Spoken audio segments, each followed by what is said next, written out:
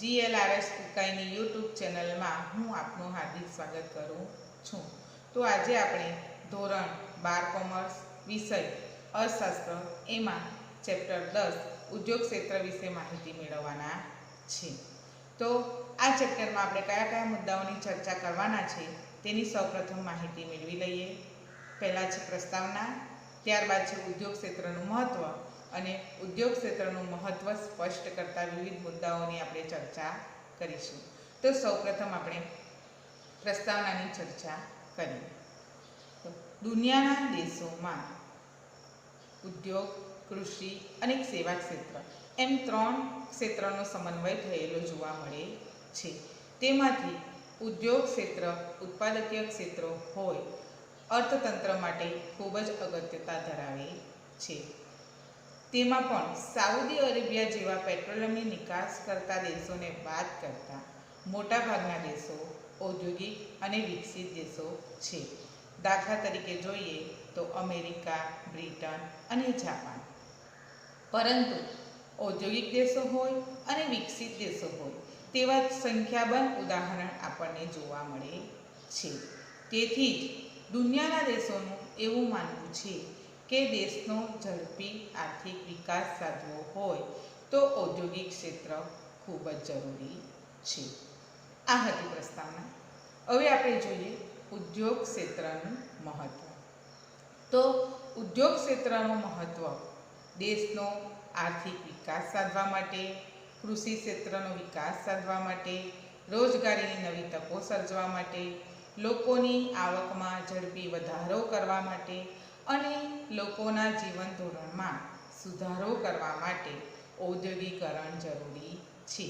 તેમાં પણ ભારત જેવા વિકાસશીલ દેશોમાં બેરોજગારીની અને ગરીબીની વિકટ સમસ્યાઓ નિવારવા માટે ઔદ્યોગિકરણ જરૂરી છે. દેશનો આર્થિક વિકાસ હાંસલ કરવા માટે નહીં, પરંતુ તેમાં સામાજિક અને સંસ્થાકીય સ્થિરતા લાવવા માટે ઔદ્યોગિકરણ જરૂરી છે. હવે ઔદ્યોગિકરણનું મહત્ત્વ સ્પષ્ટ કરતા કેટલાક મુદ્દાઓની આપણે ચર્ચા કરીશું. ઉદ્યોગ ક્ષેત્રનું મહત્ત્વ સ્પષ્ટ કરતા મુદ્દાઓમાં સૌપ્રથમ પહેલો મુદ્દો છે રાષ્ટ્રીય આવકમાં ફાળો. અર્થતંત્રના આયોજિત પ્રયાસોના ફળ સ્વરૂપે ઉદ્યોગોએ રાષ્ટ્રીય આવકમાં પોતાનો ફાળો વધાર્યો છે. છતાં તે પૂરતો છે તેમ કહી શકાય નહીં. 1951માં રાષ્ટ્રીય આવકના 16.6% હિસ્સો ઉદ્યોગ દ્વારા પ્રાપ્ત થતો હતો, જ્યારે 2013-14માં રાષ્ટ્રીય આવકના 27% હિસ્સો પ્રાપ્ત થયો હતો. એટલે કે વિદ્યાર્થી મિત્રો, તમે જાણો છો કે 1951માં રાષ્ટ્રીય આવકના 16.6% હિસ્સો ઉદ્યોગ દ્વારા પ્રાપ્ત થયો હતો, જ્યારે 2013-14માં રાષ્ટ્રીય આવકનો ફાળો 27% નોંધાયો હતો. એટલે કે ઉત્તરોત્તર તેમાં વધારો થતો જોવા મળે છે. એટલે આના પરથી કહી શકાય કે ઔદ્યોગિક ક્ષેત્રનો ફાળો વધવા પામ્યો છે અને સેવા ક્ષેત્રના વિકાસમાં પણ ઔદ્યોગિક ક્ષેત્રનો ફાળો અભૂતપૂર્વ રહ્યો છે. ત્યાર પછીનો બીજો મુદ્દો છે રોજગારી. તો કે ઉદ્યોગ ક્ષેત્ર દ્વારા આયોજિત પ્રયાસના ભાગરૂપે વિકાસ હાંસલ કરતાં તેની રોજગાર ક્ષમતામાં વૃદ્ધિ થયેલી જોવા મળે છે. વર્ષ 1951માં 10.6% શ્રમિકો ઉદ્યોગ ક્ષેત્રે રોજગારી મેળવતા અને તે પ્રમાણ વધીને વર્ષ 2011-12માં 24.3% થવા પામ્યું છે. એટલે કે 1951માં 10.6% શ્રમિકો રોજગારી મેળવતા હતા અને 2011-12માં વધીને 24.3% થવા પામ્યું છે. એટલે કે તે રોજગારીમાં પણ ઉત્તરોત્તર વધારો થતો જોવા મળે છે. નાના પાયાના ઉદ્યોગોનો વ્યાપ વધારવાથી રોજગારીના પ્રમાણમાં નોંધપાત્ર ફેરફાર લાવી શકાય છે. એટલે કે નાના પાયાના ઉદ્યોગો જેવા કે ગૃહ ઉદ્યોગોનો વિકાસ આપણે કરીશું તો રોજગારીમાં વધારો કરી શકીશું. ત્યાર પછીનો ત્રીજો મુદ્દો છે નિકાસ આવક. ખેતીની જેમ ઉદ્યોગ ક્ષેત્રે પણ પોતાનું ઉત્પાદનનું પ્રમાણ વધારીને અર્થતંત્રમાં બચતપાત્ર અધિશેષની નિકાસ કરીને વિદેશી હુંડિયામણની કમાણી સર્જી છે. એટલે કે આપણા દેશમાં જે વસ્તુઓનું ઉત્પાદન થાય છે એનું બીજા દેશમાં નિકાસ કરીને, એટલે કે એનું વેચાણ કરીને જે કમાણી સર્જે છે, જેને વિદેશી હુંડિયામણ તરીકે આપણે ઓળખી શકીએ છીએ, તો આવા વિદેશી હુંડિયામણની પણ કમાણી એમણે સર્જી છે. 2013-14માં દેશની કુલ નિકાસ આવકના 2/3 ભાગ ઉદ્યોગ ક્ષેત્ર દ્વારા પ્રાપ્ત થયો હતો. આગળનો મુદ્દો છે અર્થતંત્રનો સમતોલ વિકાસ. તો કે ઔદ્યોગિક ક્ષેત્રએ સમતોલ આર્થિક વિકાસ માટે તેમજ ઝડપી આર્થિક વિકાસ માટે ઉપયોગી છે. લોકોની પ્રાથમિક જરૂરિયાતો માટેની માંગ વધે છે અને આવકનો એક ભાગ બચત રૂપે રહેતો હોવાથી મોજ શોખ કે આનંદ પ્રમોદની જરૂરિયાતોની માંગ વધે છે, જે ઉદ્યોગ દ્વારા જ પ્રાપ્ત થાય છે. સરકાર જાહેર સાહસો સ્થાપીને રોજગારી સર્જી અર્થતંત્રનો ઝડપી વિકાસ કરી શકે છે. ત્યાર પછીનો 5મો મુદ્દો છે ખેતીનું આધુનિકીકરણ. તો વિદ્યાર્થી મિત્રો, તમે જાણો છો કે આજે ખેતીનું આધુનિકીકરણ થઈ ગયું છે. એટલે કે આધુનિક ખેતી, જેમ કે તમે જોશો તો નવા નવા યંત્રો, સાધનો, રાસાયણિક ખાતરો, બિયારણો, જંતુનાશક દવાઓ વગેરેનો ઉપયોગ કરીને ખેતી ક્ષેત્રનો વિકાસ વધતો જોવા મળે છે. એટલે કે ઉદ્યોગ ક્ષેત્ર દ્વારા ખેતી ક્ષેત્રના સહાયક તરીકે નવીન ટેકનોલોજીની મદદથી પૂરી પાડી શકાય છે. ટ્રેક્ટર, થ્રેસર, સબમર્સિબલ પંપ, જંતુનાશક દવા છાંટવાના યંત્રો જેવા સાધનો પૂરા પાડી શકાય છે. તેમજ રાસાયણિક ખાતર, જંતુનાશક દવાઓ વગેરેનું ઉત્પાદન કરી શકાય છે. માટે નવી ટેકનોલોજીની મદદથી ખેતી ક્ષેત્રનો વિકાસ થયો છે. ત્યાર પછીનો 6થો મુદ્દો છે અર્થતંત્રનું મજબૂત માળખું. ઔદ્યોગિક ક્ષેત્ર દ્વારા લોખંડ, સિમેન્ટ જેવી વસ્તુઓનું ઉત્પાદન કરવામાં આવે છે, જે દેશ માટેની સિંચાઈ યોજનાઓ, રોડ, રસ્તા, પુલો વગેરે બાંધકામમાં ઉપયોગી છે. ઉદ્યોગ દ્વારા વાહન વ્યવહારના સાધનો જેવા કે બસ, ટ્રક, રેલવે, વિમાન, કાર વગેરે પૂરા પાડવામાં આવે છે. તે ઉપરાંત સંરક્ષણના સાધનોનું ઉત્પાદન પણ ઔદ્યોગિક ક્ષેત્ર દ્વારા કરવામાં આવતા વિદેશ પરનું અવલંબન ઘટે છે અને અર્થતંત્ર મજબૂત બને છે. તો કે અર્થતંત્રનું મજબૂત માળખું ઉદ્યોગ ક્ષેત્ર દ્વારા આપણે કરી શકીએ છીએ અથવા તો બનાવી શકીએ છીએ. ત્યાર પછીનો 7મો મુદ્દો છે સામાજિક માળખામાં ફેરફાર. તો કે નવી ઔદ્યોગિક સંસ્કૃતિનું સર્જન થાય, જેમાં શિસ્ત, કઠોર પરિશ્રમ, હરીફાઈ, ટીમવર્ક, સ્વનિર્ભરતા, સાથ સહકાર, સમજૂતી, નવી સંશોધન વૃત્તિ જેવા ગુણો ખીલે છે. જ્યારે સામા પક્ષે અંધશ્રદ્ધા, સંકુચિત માનસિકતા, જળ વલણ જેવા બાબતોમાં ઘટાડો આવે છે. આમ સામાજિક માળખામાં ફેરફાર થાય છે. એટલે કે ઔદ્યોગિક ક્ષેત્રની સાથે સાથે સામાજિક માળખામાં ફેરફાર થયેલો જોવા મળે છે. એટલે કે લોકોમાં શિસ્ત છે, પરિશ્રમ છે, હરીફાઈ છે, ટીમવર્ક છે જેવી ભાવનાઓ ખીલે છે અને જે અંધશ્રદ્ધા છે, સંકુચિત માનસિકતા છે અને જળ વલણો છે જેવી બાબતોમાં ઘટાડો થતો જોવા મળે છે. આ હતા આપણા કૃષિ ક્ષેત્રનું મહત્ત્વ, તેના મુદ્દાઓ. નમસ્કાર.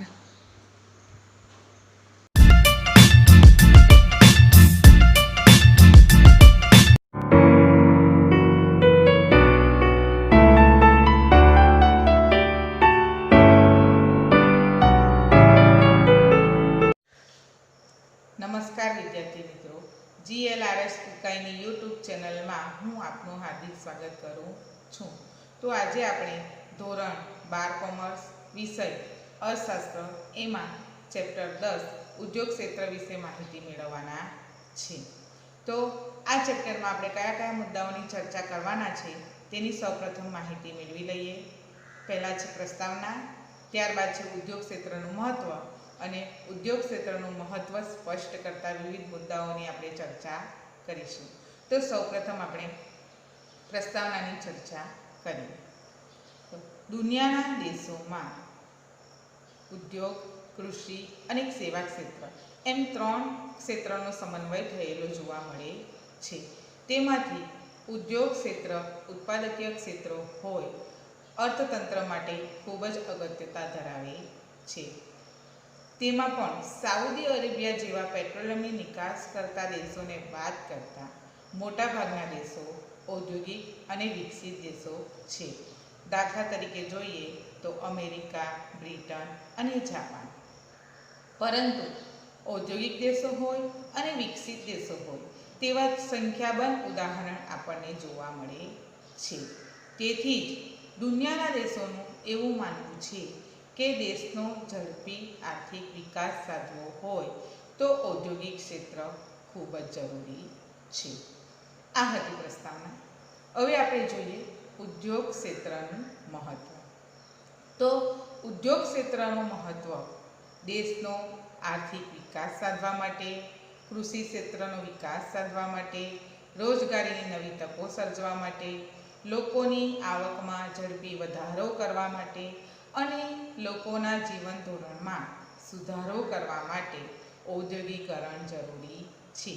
તેમાં પણ ભારત જેવા વિકાસશીલ દેશોમાં બેરોજગારીની અને ગરીબીની વિકટ સમસ્યાઓ નિવારવા માટે ઔદ્યોગિકરણ જરૂરી છે. દેશનો આર્થિક વિકાસ હાંસલ કરવા માટે નહીં, પરંતુ તેમાં સામાજિક અને સંસ્થાકીય સ્થિરતા લાવવા માટે ઔદ્યોગિકરણ જરૂરી છે. હવે ઔદ્યોગિકરણનું મહત્ત્વ સ્પષ્ટ કરતા કેટલાક મુદ્દાઓની આપણે ચર્ચા કરીશું. ઉદ્યોગ ક્ષેત્રનું મહત્ત્વ સ્પષ્ટ કરતા મુદ્દાઓમાં સૌપ્રથમ પહેલો મુદ્દો છે રાષ્ટ્રીય આવકમાં ફાળો. અર્થતંત્રના આયોજિત પ્રયાસોના ફળ સ્વરૂપે ઉદ્યોગોએ રાષ્ટ્રીય આવકમાં પોતાનો ફાળો વધાર્યો છે, છતાં તે પૂરતો છે તેમ કહી શકાય નહીં. 1951માં રાષ્ટ્રીય આવકના 16.6% હિસ્સો ઉદ્યોગ દ્વારા પ્રાપ્ત થતો હતો, જ્યારે 2013-14માં રાષ્ટ્રીય આવકના 27% હિસ્સો પ્રાપ્ત થયો હતો. એટલે કે વિદ્યાર્થી મિત્રો, તમે જાણો છો કે 1951માં રાષ્ટ્રીય આવકના 16.6% હિસ્સો ઉદ્યોગ દ્વારા પ્રાપ્ત થયો હતો, જ્યારે 2013-14માં રાષ્ટ્રીય આવકનો ફાળો 27% નોંધાયો હતો. એટલે કે ઉત્તરોત્તર તેમાં વધારો થતો જોવા મળે છે. એટલે આના પરથી કહી શકાય કે ઔદ્યોગિક ક્ષેત્રનો ફાળો વધવા પામ્યો છે અને સેવા ક્ષેત્રના વિકાસમાં પણ ઔદ્યોગિક ક્ષેત્રનો ફાળો અભૂતપૂર્વ રહ્યો છે. ત્યાર પછીનો બીજો મુદ્દો છે રોજગારી. તો કે ઉદ્યોગ ક્ષેત્ર દ્વારા આયોજિત પ્રયાસના ભાગરૂપે વિકાસ હાંસલ કરતાં તેની રોજગાર ક્ષમતામાં વૃદ્ધિ થયેલી જોવા મળે છે. વર્ષ 1951માં 10.6% શ્રમિકો ઉદ્યોગ ક્ષેત્રે રોજગારી મેળવતા અને તે પ્રમાણ વધીને વર્ષ 2011-12માં 24.3% થવા પામ્યું છે. એટલે કે 1951માં 10.6% શ્રમિકો રોજગારી મેળવતા હતા અને 2011-12માં વધીને 24.3% થવા પામ્યું છે. એટલે કે તે રોજગારીમાં પણ ઉત્તરોત્તર વધારો થતો જોવા મળે છે. નાના પાયાના ઉદ્યોગોનો વ્યાપ વધારવાથી રોજગારીના પ્રમાણમાં નોંધપાત્ર ફેરફાર લાવી શકાય છે. એટલે કે નાના પાયાના ઉદ્યોગો જેવા કે ગૃહ ઉદ્યોગોનો વિકાસ આપણે કરીશું તો રોજગારીમાં વધારો કરી શકીશું. ત્યાર પછીનો ત્રીજો મુદ્દો છે નિકાસ આવક. ખેતીની જેમ ઉદ્યોગ ક્ષેત્રે પણ પોતાનું ઉત્પાદનનું પ્રમાણ વધારીને અર્થતંત્રમાં બચતપાત્ર અધિશેષની નિકાસ કરીને વિદેશી હુંડિયામણની કમાણી સર્જી છે. એટલે કે આપણા દેશમાં જે વસ્તુઓનું ઉત્પાદન થાય છે એને બીજા દેશમાં નિકાસ કરીને, એટલે કે એનું વેચાણ કરીને જે કમાણી સર્જે છે, જેને વિદેશી હુંડિયામણ તરીકે આપણે ઓળખી શકીએ છીએ. તો આવા વિદેશી હુંડિયામણની પણ કમાણી એમણે સર્જી છે. 2013-14માં દેશની કુલ નિકાસ આવકના 2/3 ભાગ ઉદ્યોગ ક્ષેત્ર દ્વારા પ્રાપ્ત થયો હતો. આગળનો મુદ્દો છે અર્થતંત્રનો સમતોલ વિકાસ. તો કે ઔદ્યોગિક ક્ષેત્રએ સમતોલ આર્થિક વિકાસ માટે તેમજ ઝડપી આર્થિક વિકાસ માટે ઉપયોગી છે. લોકોની પ્રાથમિક જરૂરિયાતો માટેની માંગ વધે છે અને આવકનો એક ભાગ બચત રૂપે રહેતો હોવાથી મોજ શોખ કે આનંદ પ્રમોદની જરૂરિયાતોની માંગ વધે છે, જે ઉદ્યોગ દ્વારા જ પ્રાપ્ત થાય છે. સરકાર જાહેર સાહસો સ્થાપીને રોજગારી સર્જી અર્થતંત્રનો ઝડપી વિકાસ કરી શકે છે. ત્યાર પછીનો 5મો મુદ્દો છે ખેતીનું આધુનિકીકરણ. તો વિદ્યાર્થી મિત્રો, તમે જાણો છો કે આજે ખેતીનું આધુનિકીકરણ થઈ ગયું છે. એટલે કે આધુનિક ખેતી, જેમ કે તમે જોશો તો નવા યંત્રો, સાધનો, રાસાયણિક ખાતરો, બિયારણો, જંતુનાશક દવાઓ વગેરેનો ઉપયોગ કરીને ખેતી ક્ષેત્રનો વિકાસ વધતો જોવા મળે છે. એટલે કે ઉદ્યોગ ક્ષેત્ર દ્વારા ખેતી ક્ષેત્રના સહાયક તરીકે નવીન ટેકનોલોજીની મદદથી પૂરી પાડી શકાય છે. ટ્રેક્ટર, થ્રેસર, સબમર્સિબલ પંપ, જંતુનાશક દવા છાંટવાના યંત્રો જેવા સાધનો પૂરા પાડી શકાય છે. તેમજ રાસાયણિક ખાતર, જંતુનાશક દવાઓ વગેરેનું ઉત્પાદન કરી શકાય છે. માટે નવી ટેકનોલોજીની મદદથી ખેતી ક્ષેત્રનો વિકાસ થયો છે. ત્યાર પછીનો 6થો મુદ્દો છે અર્થતંત્રનું મજબૂત માળખું. ઔદ્યોગિક ક્ષેત્ર દ્વારા લોખંડ, સિમેન્ટ જેવી વસ્તુઓનું ઉત્પાદન કરવામાં આવે છે, જે દેશ માટેની સિંચાઈ યોજનાઓ, રોડ, રસ્તા, પુલો વગેરે બાંધકામમાં ઉપયોગી છે. ઉદ્યોગ દ્વારા વાહન વ્યવહારના સાધનો જેવા કે બસ, ટ્રક, રેલવે, વિમાન, કાર વગેરે પૂરા પાડવામાં આવે છે. તે ઉપરાંત સંરક્ષણના સાધનોનું ઉત્પાદન પણ ઔદ્યોગિક ક્ષેત્ર દ્વારા કરવામાં આવતા વિદેશ પરનું અવલંબન ઘટે છે અને અર્થતંત્ર મજબૂત બને છે. તો કે અર્થતંત્રનું મજબૂત માળખું ઉદ્યોગ ક્ષેત્ર દ્વારા આપણે કરી શકીએ છીએ અથવા તો બનાવી શકીએ છીએ. ત્યાર પછીનો 7મો મુદ્દો છે સામાજિક માળખામાં ફેરફાર. તો કે નવી ઔદ્યોગિક સંસ્કૃતિનું સર્જન થાય, જેમાં શિસ્ત, કઠોર પરિશ્રમ, હરીફાઈ, ટીમવર્ક, સ્વનિર્ભરતા, સાથ સહકાર, સમજૂતી, નવી સંશોધન વૃત્તિ જેવા ગુણો ખીલે છે. જ્યારે સામા પક્ષે અંધશ્રદ્ધા, સંકુચિત માનસિકતા, જળ વલણ જેવા બાબતોમાં ઘટાડો આવે છે. આમ સામાજિક માળખામાં ફેરફાર થાય છે. એટલે કે ઔદ્યોગિક ક્ષેત્રની સાથે સાથે સામાજિક માળખામાં ફેરફાર થયેલો જોવા મળે છે. એટલે કે લોકોમાં શિસ્ત છે, પરિશ્રમ છે, હરીફાઈ છે, ટીમવર્ક છે જેવી ભાવનાઓ ખીલે છે અને જે અંધશ્રદ્ધા છે, સંકુચિત માનસિકતા છે અને જળ વલણો છે જેવી બાબતોમાં ઘટાડો થતો જોવા મળે છે. આ હતા આપણા કૃષિ ક્ષેત્રનું મહત્ત્વ, તેના મુદ્દાઓ. નમસ્કાર.